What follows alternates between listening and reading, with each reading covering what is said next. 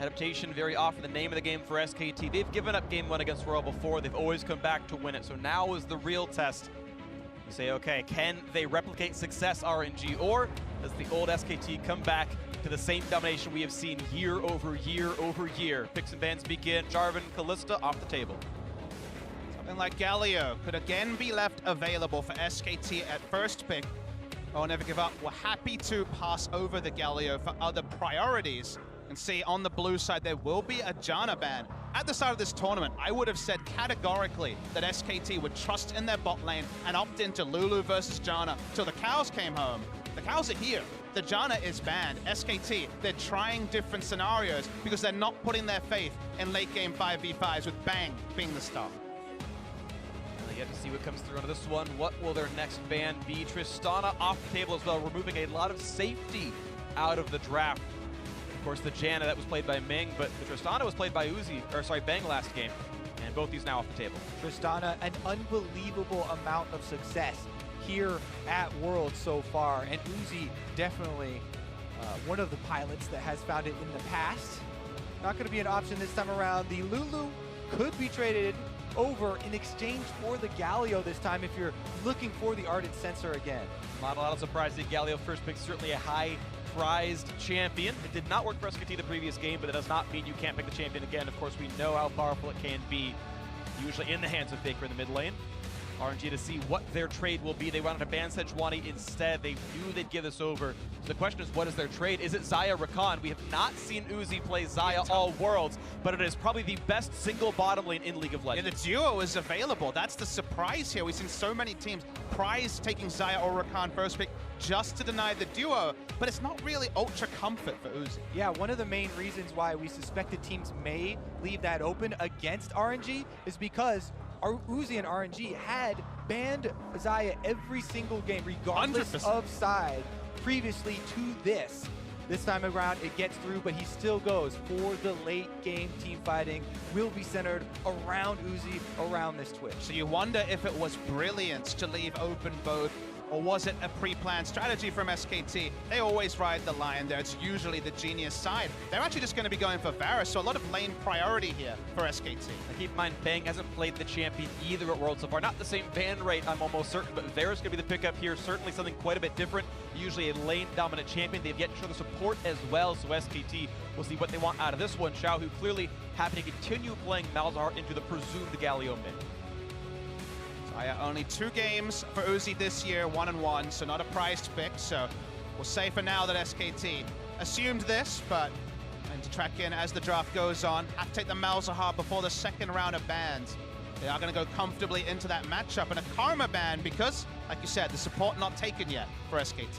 That would be a very scary pushing lane. We already saw the attempt of Trist Blitzcrank, which I think should be able to win the 2-on-2, but hooks didn't land. Same time, though, Varus Karma would have been just as scary. And if we do see more of a laning-focused support, more of a balanced support, maybe that'll allow SK to shift their attention to the top side rather than the bot side, because playing with the Blitzcrank, you expect a lot of bot lane focus to allow the Blitzcrank to try and take over the bottom half of the map. If you go for something a bit more standard, you have more options if you're blind. And again, we do expect SKT to play around top side because Huni has had such aggressive statistics for top laners. At this tournament, he is well above average of the 4% on every single individual champion that he's played, whether it is Jace or whether it is a tank. And that 4% is playing up aggressively into enemy territory, past that halfway point. So if they don't play around that, and he still overextends, he still plays that aggressive style, and they have to worry so much about this bottom lane, then they could start to come apart at the seams. Worth noting that hasn't necessarily mean jungle camp on Huni. He hasn't necessarily had all the backup. He's largely been left on his own devices.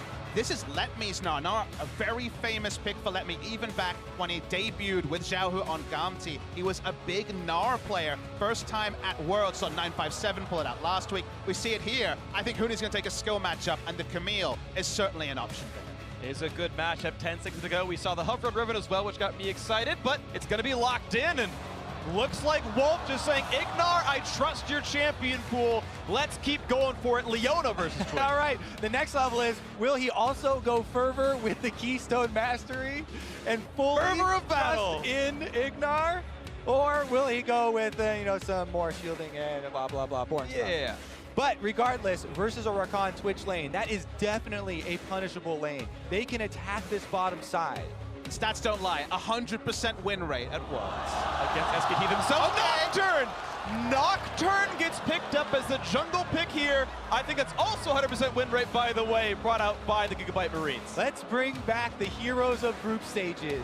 There is the Gigabyte Marines here with the Nocturne pick. Could be multi-leashes. I love this world. Probably not. But then also Gnar showing up previously in the last game as Blitzcrank, now on Leona, and we'll see how they clash. And notably, it's not with the same dive, but it's not Galio with the Nocturne to make his life completely easy. He will want to go high damage and assassinate the Varus in particular. In an instant, Rakan can start. Gnar situationally can start, but it's not the most reliable Nocturne comp. A lot on Mlxg. There are some situational counters as well, though, to my knowledge. Nocturne will turn off the lights and prevent Galio from casting the ultimate, prevent teleport from being cast as well. So there are some really hard to see, but real soft counters in this game. Well done, Phreak. Hard to see. The Camille also split pushing. It can cause problems if the darkness does envelop the team at that point, and they're unable to coordinate their plays that much cleaner. You're right, and also the fact that Huni continues to play split push, RNG saying we know he's going to be on the side lane, Nocturne good at getting over to that side, so lots of things that can be good for Mlxg in this game. One thing, though, we have seen Camille join with the rest of the team, even though typically a split pushing champion, when you have Galio on top of your back, she can dive into the middle of the team. That's also true. The backups from the two quasi-globals are here. Faker and Mlxg going to help the side lanes. We'll see how it goes. We are into game 2 now of this series. SKT backs against the wall, but they have done it so many times before. RNG in front of the home crowd, hoping to finally destroy the dynasty of SKT. Mlxg on the Nocturne is the first thing that my eyes are glued upon here. Remember how game 1, when Huni was on a split push, at that time it was Gangplank, developed, was an early gank from Mlxg. We don't respect the same sort of early ganking, maybe level 2, but not the same standard pathing for the Nocturne. So it could be pressure relieved both from a Camille and a Leona. Hold on, looking at a little bit of pressure right here. Huni gonna get the hook shot on the wall. Nicely done, does not have to burn a flash. You talked about early expectations. Mlxg has 20 lethality right now into this game. This is gonna have to be, you know, Warrior Enchant, Dustblade of Drakthar, full assassin. Come on, Nocturne. we knew he was going to be going full damage. He wants to one-shot the Varus in team fights, and let's take that as a grounded expectation. But consider that earlier, Camille and Leona can get a lot of work done, where Nocturne, he's just farming. Or he can also one-shot a Camille. A lethality Nocturne also poses incredible threat to Huni on this champion. And we talk about the forward percentage and the play style that it does involve for him. He made a very good escape here, level 1. We'll continue to track if he's able to keep that up. SKT can breathe in the early game compared to, say, RNG that have to respect all the pathing options available for a Gragas. So the fact that Huni and Wolf can look for pressure for early level 2s, can look for earlier plays because of the Nocturne is something we also have to take into account. They got them all. All 5 went to blank, got the level 2 red buff, leashed already by the duo lane. It feels good for Gragas to get that super strong start here. Even if it is on vision, Mlxg will be able to infer the rest of the path as he sees him leave. We have to, again, check in on the strategy because RNG continue to give over this Galio to SKT willingly with these multiple counters prepared. Phreak, you touched on it in Champ Select a little bit as well. As, you know, Nocturne with the counter to global aspects. We'll have to see if they're able to utilize that. Currently, though, Huni definitely taking a very good trade here with the mini Gnar. Yeah, it's definitely considered a skill matchup between the Camille and Gnar. It tends to the advantage of Gnar, as with most ranged versus melee matchups, but you're so favored ganking for a Camille compared to ganking for a Gnar in terms of reliability. And speaking of ganking for a Camille, they're happy to use the pressure Huni has generated to take a walk top side. Ooh, and he knows that Nocturne's nearby. I don't know if the Nocturne actually saw Faker himself, so looking for a taunt dive, Mlxg nearby, but not any mana. Here comes all 3. Looking for the play as TP comes in as well. Hot start to the right-hand side. TP cancel, gets a slow, decent damage on a Huni. Yeah, as soon as LetME is able to get that level 2 off of that creep wave down to the turret, levels up the hop, and he is able to escape right there. Now, cooldown from XiaoHu with the teleport is an interesting trade as he was still able to shove this minion wave, and Faker gonna have to walk all the way down. Take a deep breath again. This is actually something we've seen surprisingly often. It wasn't often in LCK. Admittedly, Huni wasn't playing that many games, but those visits topside by Faker, his ability to push out with Galio and leave lane, got them that big first blood against Misfits. He's trying to recreate that, but Nocturne on Krugs got them the early information. With all that focus on the action on the top side, we need to revisit again SK Telecom's bottom lane. All eyes were on them for how they'll perform. He stepped it up basically. Wolf has doubled down on this aggressive bottom lane playstyle, and with the double fervor bottom lane, Bang and Wolf have been able to keep pressure at the turret. This allows them to invade for the plants, for the deep wards here, to scout out Nocturne. I do wonder if it would have been double fervor if it was a higher jungle proximity jungler than Nocturne, if it was an early ganking jungler, because this is certainly the highest amount of damage that can be output. But when you see Nocturne, when you feel like your offensive trades won't be answered by a counter gank in the laning phase, and pre-6 is probably Leona's weakest point in the game, going double fervor here is relatively safer than basically any other scenario you would have prepped for with the Nocturne jungle. Yeah, I think Bang's going to run this almost all the time, but you're right, Wolf going to be much squishier with the Keystone choice, but happy to look for those 2-on-2 fights. Now, competitive League of Legends, even more so than solo queue or anything like that, revolves so heavily around specific timings. And as we approach the 9-minute mark is where we will start to see the level 6s come in for the bottom lane and for the jungler. So we have a few more minutes of lull, and see, we'll have to keep track of how well Mlxg is able to power farm, because Blake wants to adjust that timer. He wants to get there before the level 6s start to come in. Yeah, Ming's at 400 HP right now. Uzi's stealth looking at just the last hit, then walking backwards, but the wave looks like actually might push toward the SKT duo. As Blake only got some wards and left right away. He actually did put a lane ward down behind that. He's expecting the Mlxg roam. Very early Ocean Drake taken here by SKT. And it'll probably just be duo down over time. Allows the Nocturne to keep farming up to level 4 already. Good stun, couple hundred damage down on towards Uzi. Bang himself not quite arranged to do much more against that Twitch, but both champions at half HP right now. Ming getting a bit more and puts the heal across. Interesting how they're going to position this minion wave as well, as SKT want it out in the open. They're trying to keep Uzi away from those dying minions. Meanwhile, Blank is going to be able to secure that Ocean Drake, and the early regeneration will help out those players. This fight just came back up. He actually got rid of the damage well enough. Nice stun out of Huni. Good trade right there, but the shield times out and LetME gets a bit more damage across. That's going to be hyper triggered, and yeah, you can see this is a not easy matchup. And that's even without Nocturne intervening anywhere on the map previously. Ceteris Paribus, other things being equal for RNG. The laning phase has gone pretty safely. There's been attempted ganks, but nothing actually came over. There was a lot of defensive vision on the bot side of the map to relieve the pressure. Finds the stun, Cleanse gets away, Uzi out of Summoners, now the chase continues in! Almost gets him down, the Summoner heal from Ming, doing a bit more to keep him alive. That's a 2 Summoner spell advantage now for the SK Telecom bottom lane. The flash from Leona can definitely be deadly in setting that up as well. Uzi does stick around, and they have a little bit of defensive vision. Also trying to keep track here of the experience on Nocturne. He will need another 2 camps at least before he's able to lend any sort of assistance. That's when the texture of the lanes changes, when you have to respect the level 6 coming through from Nocturne. Uzi, didn't mention it earlier, did go cleanse in this lane, so doesn't have the barrier for another all-in, but he's been under his turrets, so for now, things pretty predictable, and he is being able to farm up decently, even if Bang has a nice CS advantage. And when you talk about timers, you still have to worry about Faker on this Galio. So we track his play for the entire first 6 minutes of this game. He's constantly been pushing his wave and getting the roams off on Galio. Oh, we have another exchange in the bottom lane. It's going to be okay, though. Going on to Ming a bit easier to get away. He's got actually 3 dacks to get backwards. Meanwhile, Faker continuing with the same game plan. He works with Blank now for this invade on the Nocturne, getting some vision on the second spawn of the red. Remember, he was able to go get that ward and the timing on the first red kill. They would have also seen the Mlxg, just as we spoke, pick up red buff, hit level 6 in vision. Important information for SKT to track. And he beelines down to the bot side of the map right now. A flashless Varus without an ultimate could be the target. A Galio ultimate could answer here from Faker. He would definitely need to roam down earlier. Sees Faker, has the fear available, can do some damage. Red buff on as well. Good bit of damage early on. He doesn't have any armor just yet. Fear lands. Here comes Blank. XiaoHu actually cut away by this one.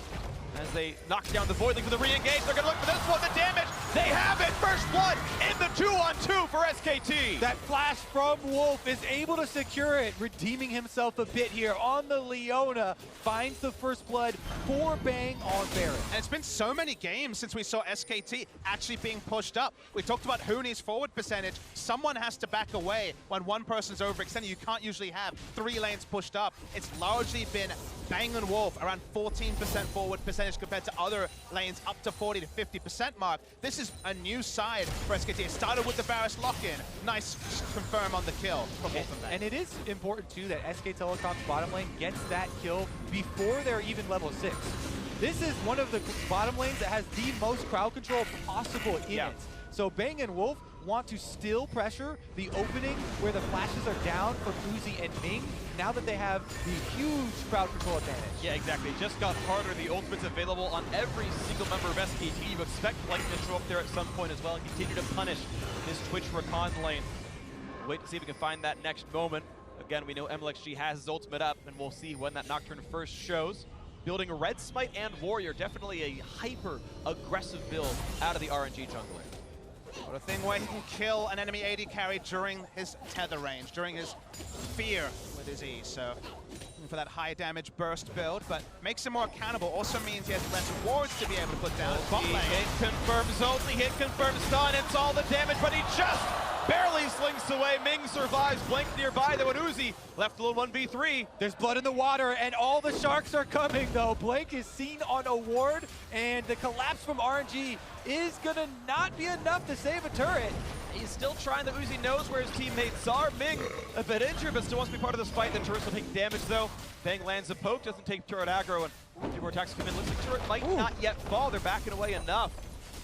It's all called off. I think that SK Telecom can just stay here though and continue this pressure. Faker's gonna clear that mid wave, but clearing that mid wave basically gives homework to XiaoHu that he has to go attend to before collapsing and lending his presence to the bottom side. And LetME was in Mega Gnar in vision of Huni. They also waited out the Mega Gnar. The Gnar is exhausted, so now pushing up, like you say, safer. Blank knows that Mlxg is in the area, but he's not concerned at all. They're going for the play. This one nice spot is in by a bit of space, but it still will be the fear. Here comes the re-engage. Wolf nearby the flash to get this one. Do they have the damage? No, not just yet. Blake stays alive. They get the kill. A trade back though for Uzi. 1-for-1. Junglers both dead. Ming is around. Here comes the rest of the fight as Huni has teleported in. The ulti across. XiaoHu locked in the hexagon. Does he have the damage output? Not on either side. Just the 1-for-1. More important for SKT to pressure everyone out and take the turret. This is a multi-pronged plan. The kills are great. The focus is on the turret, but the minion wave's been pushed out, so still more time for RNG. Exactly. RNG hold on to the top lane teleport for LetME, and he, on Gnar, is going to try and get some work done on this top side. That's why Huni immediately goes for the recall to try and reestablish after the reset here.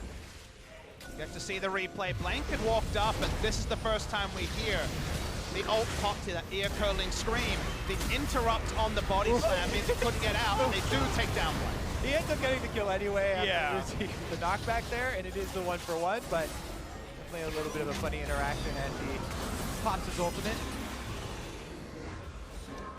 Damage all the same. Yeah, XiaoHu had already burned his summoners on the way out, so they're going to walk away cleanly enough. Blue buff going to be going over to Faker. Not quite enough damage. He's got to wait for the next Q cooldown now. Blank doing his duty as a jungler should. Waits the entire time for all the damage to come out. Critically though, you know, as we're talking about them resetting after that last invade, SKT didn't push for the first turret bonus. So this bottom side is a very valuable kind of goal for both teams to work around. Because of the extra teleports that are available on RNG, it makes it very difficult for SK Telecom to overextend, and they should not get baited in by this kind of low-hanging fruit. And Bang's in kind of an interesting spot. He hasn't recalled in a long while because he's working towards the Rage Blade. He also had the very early Ocean Drake, so he stayed in lane the entire time, built up a 20 CS lead. They could just leave the low-health turret as the spot for a Galio ult, for a turret dive, but an extended laning phase to Rage Blade is decent for the side of Bang. It looks like RNG are going to make the first call. They abandoned that bottom lane turret, the first blood. The first turret gold is all over, and instead they're going to try and make a play onto Huni with the roam up top. They gotta make him a 2,500 gold lead. A nice aim out of Huni, getting the max distance possible. Done that twice now on very important escapes. Look at this, Ocean Drake #2. Lots of early neutral objective pickups for SKT. And I think we have to compliment Huni's top laner sense, because we've talked about the Pixies playing, Jace, Gangplank, Trundle. The fact that this team largely has been losing in the mid game and has been forced to do it without vision.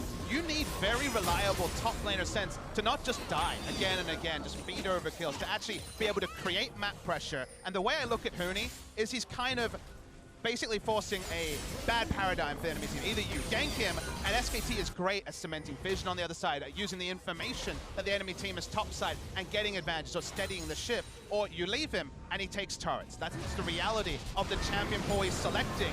Games like the previous one, he gets ganked, the enemy team can't punish because Blitzcrank's not on point. That's an unfortunate thing for SKT, but this is more the norm, like we're seeing in this game. Right now it's that 2,000 and change gold lead here, so SKT looking to bounce back pretty nicely, looking still at almost the same style as before. Again, a split pushing, you know, sort of carry type, you know, 1-3-1 top lane with the same Galio and another aggro lane to the bot lane, maybe a bit safer of a lane you could potentially argue, but Leona, again, only played one game at Worlds. SKT now 3 in a row saying, we don't care about Ardent Sensor, that's not the style we need anymore.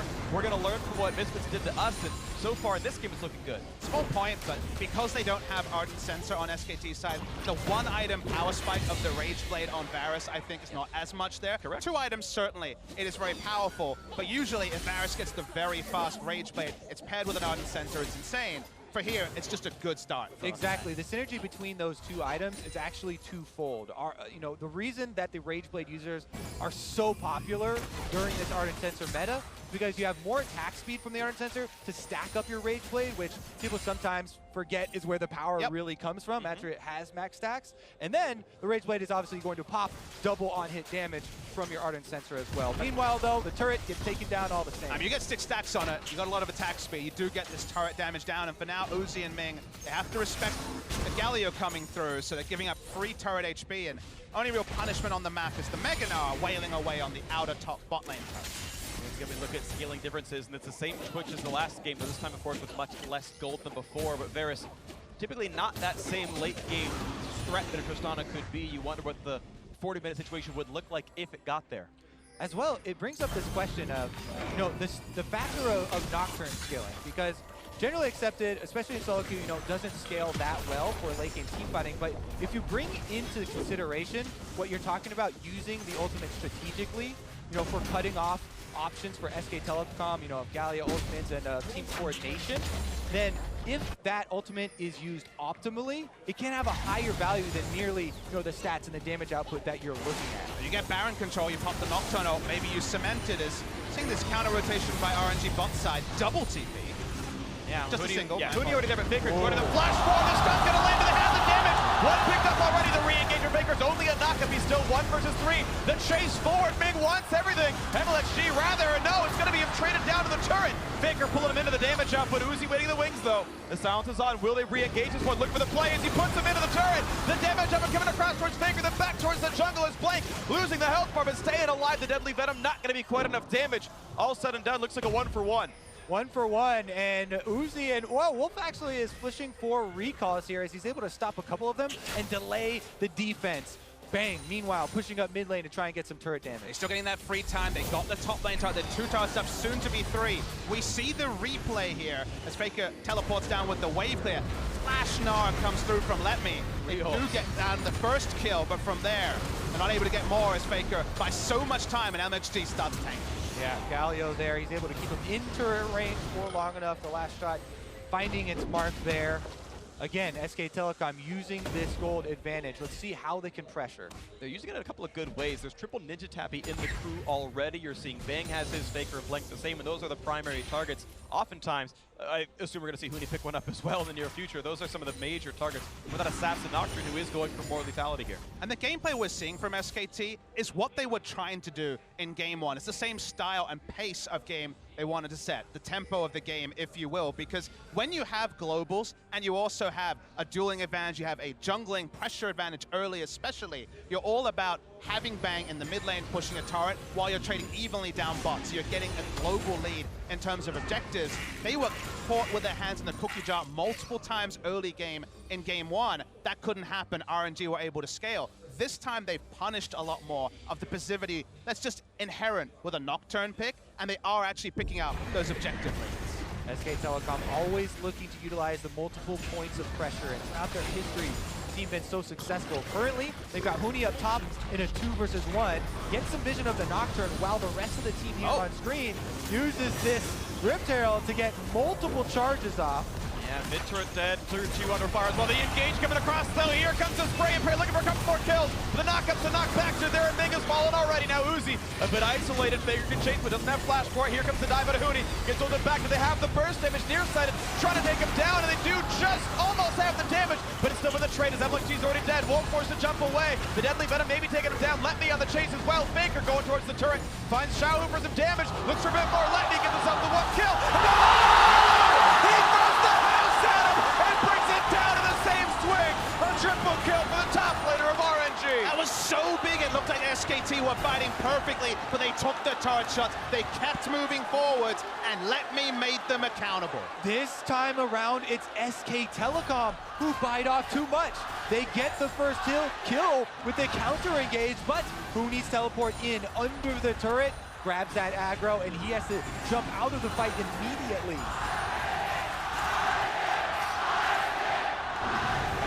Crowd tells us which team just won a team fight right there, but it is still RNG fighting back a 3,000 gold deficit. Sure, I do think they outscale. I think that's pretty likely here, but it is a lot to work back from SKT off to a pretty early lead. An outscale is an eventuality. It's something that comes later. In the team fights right now, fighting front to back for RNG is very, very difficult. Galio is so tanky, even with the items that XiaoHu and Uzi had put together. It felt like Ninja Tabby answers the Hurricane and low attack damage just fine. They start off here, they get the charge up. So far, it's only SKT winning. RNG stopped the engage, but it started really good for SKT. Look at that. They get the Rakan. Perfect counter engage here, but Huni teleports in under the turret, immediately auto-attacks XiaoHu there after his ultimate, and he's dead almost right off the bat here. Uzi then is left with very little threat on him because LetME on the Gnar is chasing off Bang into this little side corridor. You thought the Twitch being cut off by Faker would be enough, but LetME with the double house to the face, taking down the entire bot lane instantly. So big for RNG. Started well for SKT as third Drake only at 20 minutes, so they're really piling them up here, SKT. Good nice for them. LetME clocked him with that one for sure. Good damage out of him. And well, it is all the non-combat Drakes. Oceans can definitely let you keep pushing if you get a lead. Your health bars and mana pools come right back up, and certainly you can take even more. And I mean, the fact they'll kill turrets and you know, Drakes and Barons afterwards a bit faster as well helps that. So if SKT can start winning fights, they can balloon it forwards, but they have to start winning fights now. It's so big to always see a Mountain Drake on a team that has the tools that Papasmithy was talking about earlier. You know, if SK Telecom can try and mount that side lane pressure and start to have that you know, closing feeling for RNG and gain control of the Baron area with the extra damage that they can do to the Baron, it adds so much more threat and could bait RNG into more of those perfect counter engage options for SK Telecom. And a lazy triple kill for the Gnar also added to his damage threat, already working his way towards the Black Cleaver on the backside of the Frozen Mallet he already had completed earlier. Saw Huni kind of wincing in pain. He needs his lifesteal item. It's probably going to be the Ravenous Hydra here to keep up that sort of split push pressure. But for now, he actually has to allow LetME to set the tone of the top lane. And again, even though we haven't seen this Nocturne be the star of the game, consistently, just like we saw on the screen there, he's shadowing LetME. As we set up in the Champ Select, he has the option of punishing this Camille, kind of taking away the options for this Camille pressure on the side to really mount. Now it's even a bigger issue since LetME got those 4 kills you're talking about. Not only is it a Fed Gnar, but it's a Fed Gnar with a possible Nocturne right behind him. And on the Nocturne point, you know, people talk about how he scales. If you buy enough attack damage, which certainly is the build we're going to see here from Mlxg, his job every fight is very simple. He presses R, presses it again on the Varus, and if he trades 1 for 1, he's done his job. This time it's going to be an easy kill on the Blank. His health bar turned into his name at this point. Nice one picked up, and every once in a while, a couple hundred gold keeps going towards RNG. They're finding these picks now. Camille wanted a bit of defensive warding. Blank came to oblige and died instantly, face-checking a Malzahar. One of the worst feels in League of Legends, but SKT, with the strength of the rest, with their globals, are still able to push up and contest any vision around the Baron area. And it was 3 ultimates used for the kill, so Blank's going to be up before those important spells are right now. There is a window right now where SKT can use their 2,000 gold lead, use the 3 ultimates down and maybe find something for it. You're seeing, again, as you mentioned before, LetME seems to have the lead now in this matchup. Huni actually went for magic resist. The Mercury Trends came through for anti-CC. He does not have that armor to withstand Nocturne and Gnar's damage. 2 items on the Gnar, the 2 big ones, the laning focused Frozen Mallet and Black Cleaver, means that Camille is going to start bleeding the global gold that SKT had squarely in their pockets. It was 3 outer turrets to 0 to start this game. But because Gnar picked up the kills, because crucially he was the one and he brings teleport, he's probably going to answer 2 of those turrets very imminently.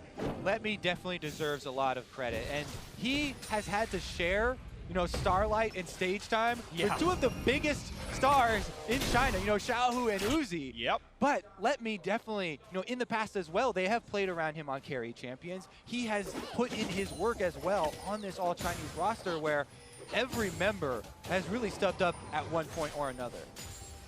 To me, he's definitely the method actor on the line. You know what you're going to get with LetME. He has his effective champion pull. He's consistent. His teleport usage is good. He's what the team needs, even if people aren't going to be screaming out his name like they will with some of his co-stars. Scream his name out, Papa. Be the one. I'm waiting for the next big house, man. I'm ready. Don't preach too much. Let's see what happens here.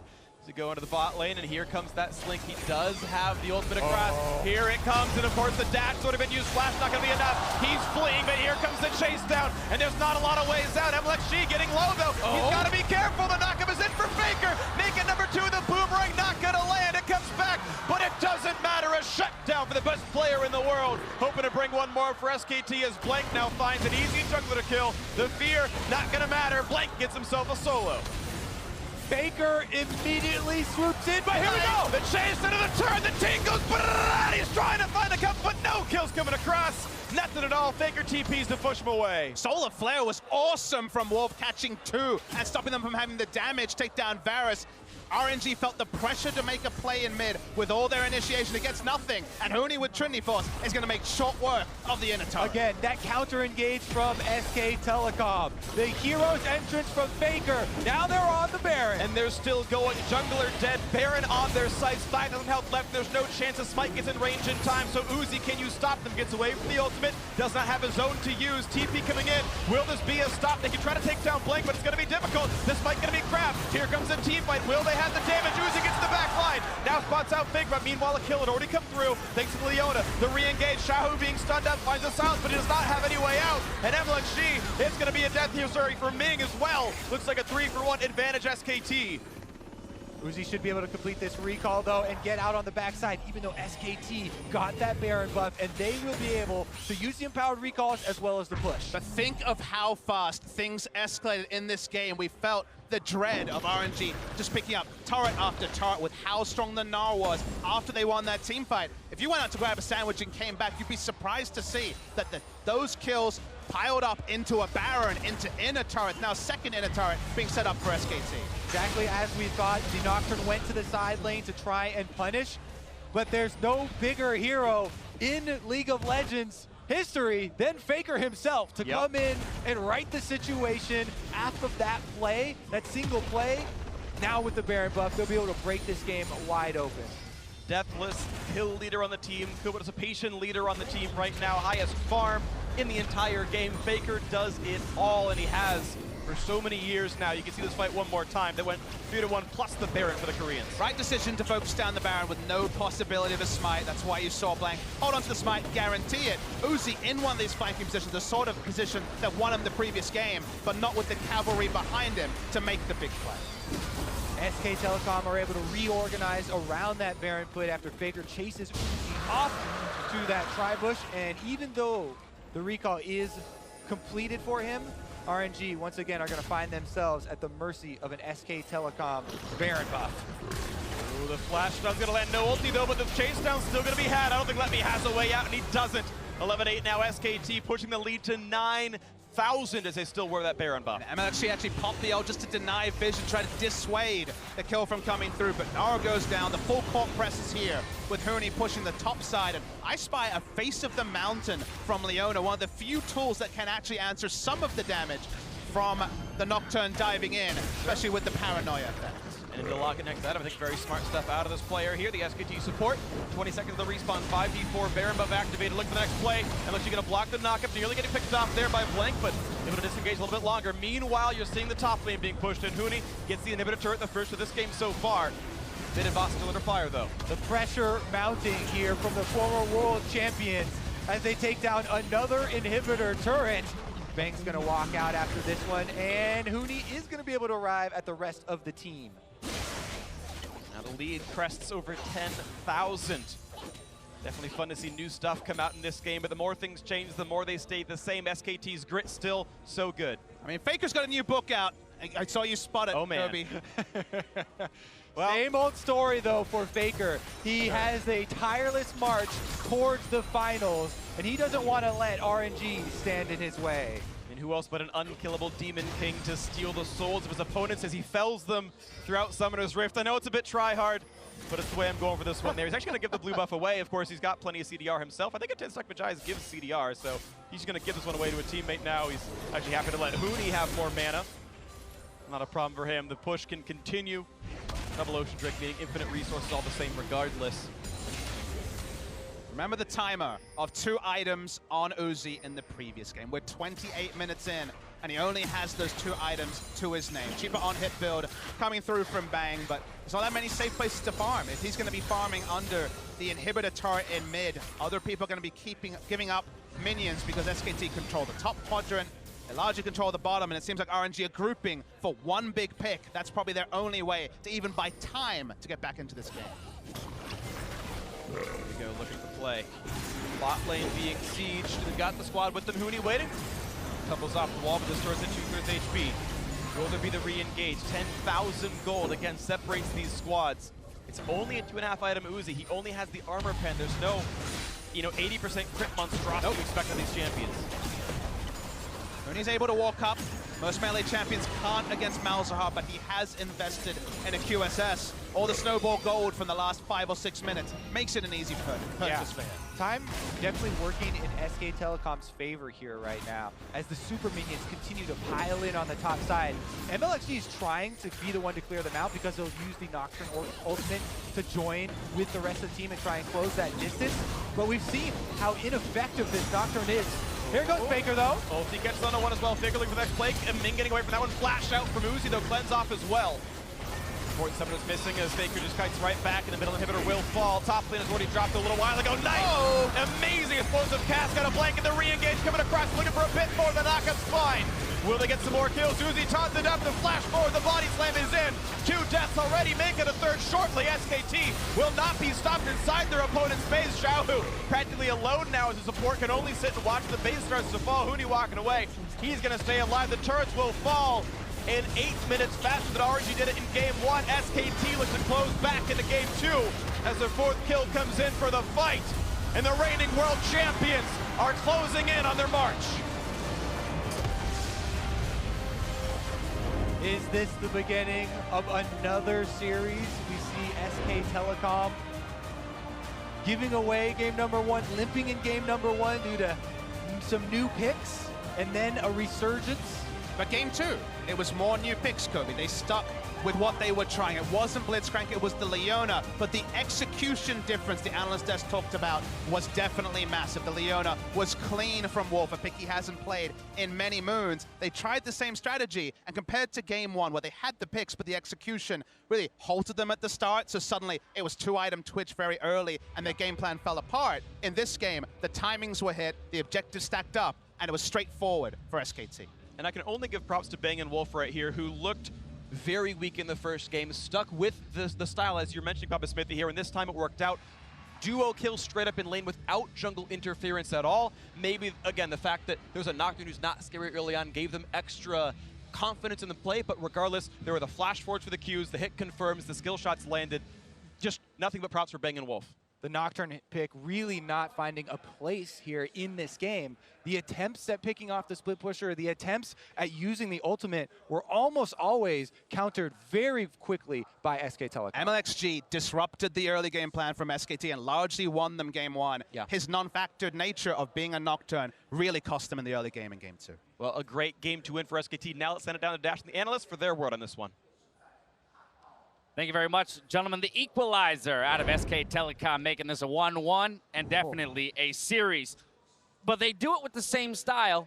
different picks. Yeah, and this draft got pushed even further down the rabbit hole of like, what is SKT doing? And it's very clear here that they don't care about getting that Ardent Sensor bot lane power spike, and they're trying to play around Huni's carry. This game, it worked. And I've got to say, you know, we talked about SKT perhaps losing some confidence, starting blank, you know, maybe doubting themselves a little bit. I love the fact that they had the faith in Wolf. They said, okay, you had an awful game on Blitzcrank. We know you can execute this kind of pick. They put him on the Leona. They play incredibly well in the 2v2, and that's such a confidence boost for this team who has been taking hits left and right. I also do want to put a spotlight on Huni's performance, particularly on that Camille. Yes, he stumbled a little bit in the mid game, but he certainly brought it back when Faker roamed down into his lane. And for me, it's always going to be about Huni. I said in the last analyst test that LetME and XiaoHu have to control the split push pressure, because as soon as Huni starts opening up that pressure point for SKT, that's the pressure point that they use to draw out these perfect fights or these perfect situations where they find these incredible 5v5s or these Baron advantages. And we have to talk about Faker's Galio, because I feel like RNG has been trying to prepare plans to then beat Faker's Galio. We see it here with Malzahar taking Teleport instead of Ghost, and then the Nocturne to try and give them a split push advantage. First game, it did work. This game, Faker and the rest of the way SKT played around his Galio were the winners. Can we call into question, though, the Nocturne pick, as was mentioned by Papasmithy? It felt relatively useless in the early game, and where we did see them victorious over a Galio in game one, it didn't feel like you necessarily needed to reach that much further for another answer. So I will say, I think it makes quite some sense, like within the context of their draft. I don't think it worked out, but when you think of some of the combinations that you can pull off, with the Twitch opening up from max range on someone like the Varus, if you were ahead, the Nocturne ults in, you cannot even see the Twitch to react properly in that team fight. It also makes quite a bit of sense as far as shutting down the split push threat of the Camille, who you know eventually is going to outscale the Gnar in that way. So I think it was a pretty intelligent pick. I don't think it worked, but to me, the first two games are so much about how well Faker has been playing. You know, even in a loss in game one, I think he was the most impressive player. Like, he has been insane, roaming nonstop. You talk about the TP adaptation from XiaoHu. He forced out the TP at level 2, roaming topside. He's doing everything. All that said, let's take a look at a mid-game team fight. This one perhaps a little bit of an overreach here out of SK Telecom. Yeah, and this is where the game may have actually broke completely open, because SKT had pressure in all three lanes, and RNG tries a bit of a desperation team fight, and it almost looked like here Huni would throw the game by going for a turret dive in and pulling the rest of SKT in for a defense. Yeah, and this is the thing. All eyes really need to be on LetME, because this is going to be that impressive triple kill. The big thing there is that suddenly Gnar has all of these kills, all of this gold, and he's able to stand 1v1 across from Camille in the side lane, at least for now. And when you're trying to pull off a dive like that, and it's not on the Twitch, who has ultimate and is on the side, and this is sick. Gets the triple, but still, I mean, Huni definitely made some mistakes there, but he laned incredibly well, and he was able to get it back from them. And I think this is where we jump to what you're talking about, Azale. What RNG was preparing for, the ability to use the Gnar and the Nocturne in a side lane to punish the split pusher in the Camille. But SKT so quick on the react here in the side lane. This one brought to you by Acer Predator. And this is exactly what the game comes down to, is this interaction. Will Huni and LetME fight like this, and then who can collapse? And you think when Huni jumps in that Mlxg is going to get the kill, but then because LetME jumped back at the very beginning, he was a little slow on the follow-up. Huni makes it back into turret range, and the Galio turns it around. And surprise, surprise, it's Faker that's leading the charge, not only making an incredible play in the bot side, but then immediately grouping up with his team, and they just exploit so hard for the Baron off of this. You also have to point out some of the little micro interactions that Huni was able to pull off. He gets the auto in for his passive right before he gets feared. He uses the bounce off the turret to avoid damage, then come back in to stun the Gnar and then get out of range again. Like, he played that dive exceptionally well, and then Faker is there for the punish, and that really was the game-turning moment. Exactly. The winner of that 2v2 decides the game. And we saw it, obviously, with SKT able to turn it around, but if RNG then winlet and the Camille split push loses the ability to beat Gnar, I feel like SKT actually runs out of most of their win conditions, so that was so insanely pivotal that Huni and Faker pulled it off. The concern for me, however, is that I feel that RNG are running out of their win conditions in terms of how to contest Huni outside just banning him out. Gnar is LetME's signature champion. That is the one that he goes to when he needs to compete in those 1v1 side lanes. And the fact of the matter is they already are trying to ban him, right? The Jace is the main split push threat that Huni has been on throughout this tournament. They're banning that. He's showing more picks. He has the Trundle. We know he can bring out that. He's shown the Camille. This is a guy who really does thrive in carry picks. It's been his style for a long time. So if you're trying to focus him in picks pick ban, I feel like you give up a lot elsewhere. Let's theory craft it a little bit then. RNG is going to move back to blue side here for game 3. How do they answer Huni in the top lane? I mean, it's now a question of, is that where you want to strike? I agree. I think that they should be trying to figure out Huni and LetMe's matchup, but there's so many different adaptations you can make. Do you prioritize a winning bot lane matchup now that SKT have shown the Varus, Leona, and Wolf's confidence on the pick? Do you take away Faker from Galio? I mean, he's performing incredible on it right now, and the Malzahar has kind of run its course in terms of a counter pick. Or do you continue to try to get Mlxg and LetMe to counteract Huni? And the problem is I feel like if you pick one of these, SKTs then have the other 2 options. And I think, as weird as it says, you can keep giving Faker Galio, but you need to have Mlxg on a jungler that has early game pressure. And that was not the case in this game. The Nocturne farmed until 6 and then died multiple times, never getting off the start. Whereas in game 1, Mlxg had 4 kills and assists on Sejuani at the very start. So being on blue side, I think actually temporarily solves this problem for RNG. Yeah, I definitely think it'll help them, but at the end of the day, I don't think there's any player on SKT that you can just ban out. You know, even Huni, if you ban like Jace and you ban Camille and you ban Trundle or something, or Gnar or whatever, he can still just play Cho'Gath or Maokai or lots of these meta tanks very well here too. So I think you do have to kind of measure your expectations with just being able to super target one player, because I think you give up too much elsewhere. And I do find it, extremely interesting that SKT is going without Ardent Sensor and clearly playing around topside, where RNG has actually played around topside first before cascading their pressure bottom lane. So teams can still continue to mix this up. If SKT actually decides to pick Lulu, they've set the expectation that they don't want to, so RNG is going to devalue that kind of stuff in draft. And that's why I push back a little bit. I do agree that Huni can play the Cho'Gath and Maokai, but I don't think it's as successful for SKT versus one of his split pushing options, especially when they've shown that they're going to go away from the Ardent Sensor and give him so many more resources. I'm still waiting for Ming to abandon the Ardent Sensor as well. We'll see if that happens. Nope. SKT take game 2. We'll see if RNG can bounce back against them in game 3. Don't go anywhere. Really? No.